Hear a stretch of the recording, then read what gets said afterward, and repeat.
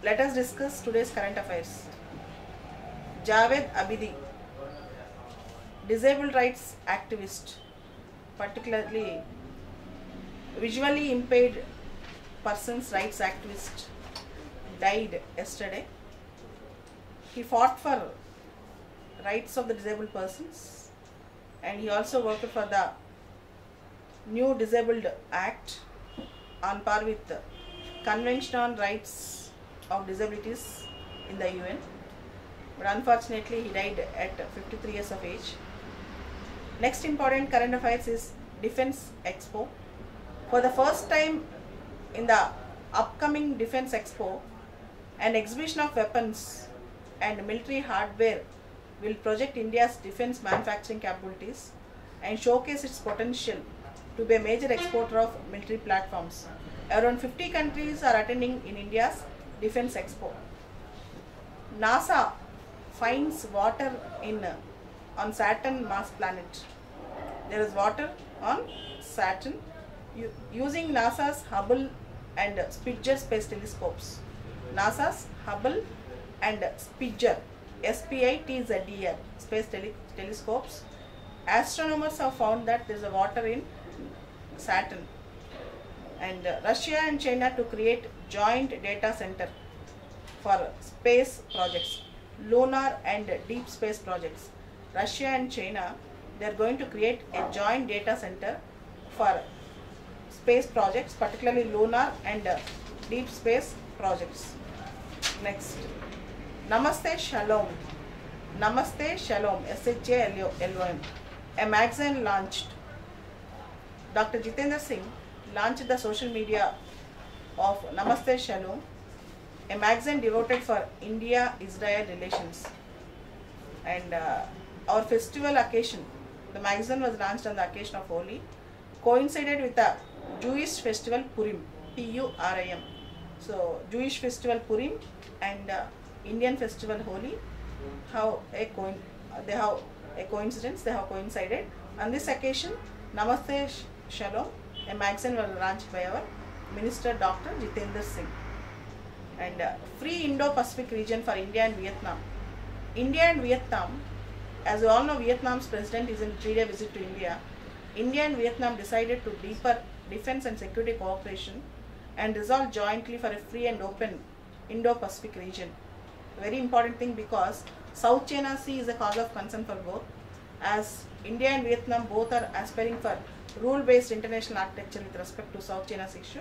With China's aggrandizement in the region, India and Vietnam has to cooperate. Not only India and Vietnam, all the Asian countries in the recent past also wanted a rule-based architecture in the South China Sea issues.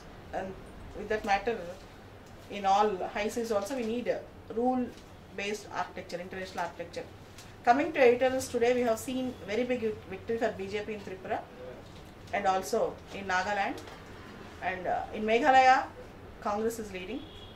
First time after 25 years, BJP had a footprint, and BJP have defeated the left government led by Manik Sarkar, and Manik Sarkar resigned. And let us see how the politics in India is going to shift by 2019. The same was lead article also today, what are the issues with the left front, all those things. Next article is about avoiding trade wars. As you all know, countries started adopting extreme nationalist tendencies in trade. Recently, Trump government imposed tariffs on aluminium and other products which were imported into America. China have retaliated, European Union have retaliated, and all these things shows that trends are going towards protectionism in trade rather than globalization. It might be affect to market status and market situations in the world.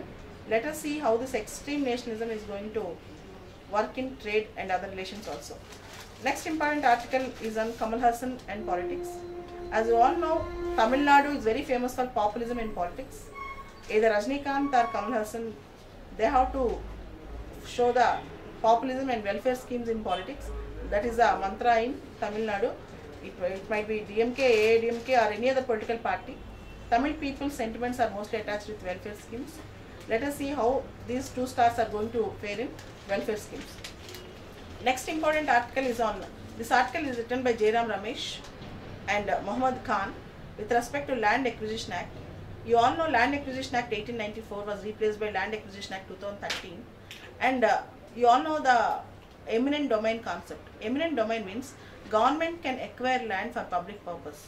Government can acquire land for public purpose. Section 24 of Land Acquisition Act says, if the compensation is not paid on time, and with various situations if the government is unable to take the land for developmental purpose and other purpose, if there is undue delay in that, the land will again come back to the owner's hands.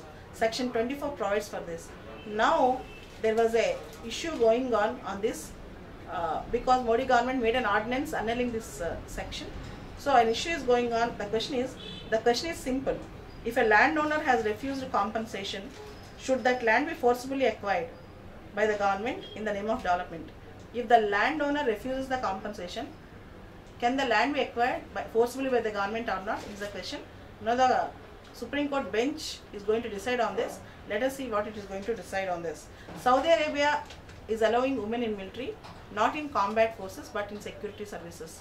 It's a very good gesture that traditionally Saudi Arabia prohibited most of the domains for women, and now it allowed many things for women, including driving, including cinemas for everyone.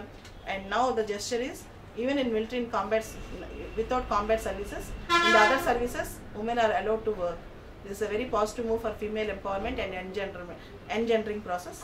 These are the important current affairs today.